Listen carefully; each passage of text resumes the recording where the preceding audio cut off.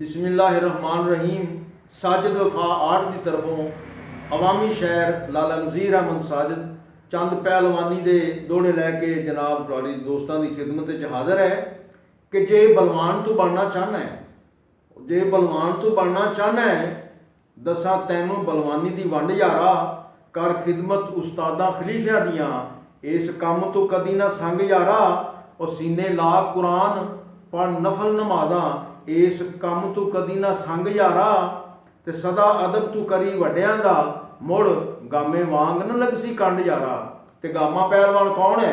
Gamma पहलवान वो पहलवान सजनों और जिन्हें सारी दुनिया ढाई है, डाए हिंदू सिख किराड़ बामन, डाए यहूदी नाले ईसाई है, उस बस्को नूं ढा के रुस्तमे जमा बनया, वो सारी दुनिया विच मच गई दुहाई है। वो गामा नफल नमाजा सी पढ़न वाला, गामे ते हो गए सी फजल इलाही। ते एक होर दोस्तों ਜਿਹੜੇ नवे पहलवान बनते पैन उन्होंने वास्ते कि जत सत नूं करके कैम,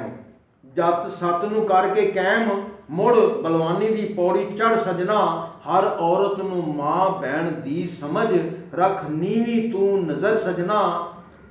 इस काम विच अदब जरूरी है, कर हर दी तू कदर सजना, हर वेले रब नूं याद तू कर, इज्जत मिलदी रब दे दर सजना, इज्जत मिलदी रब दे दर सजना।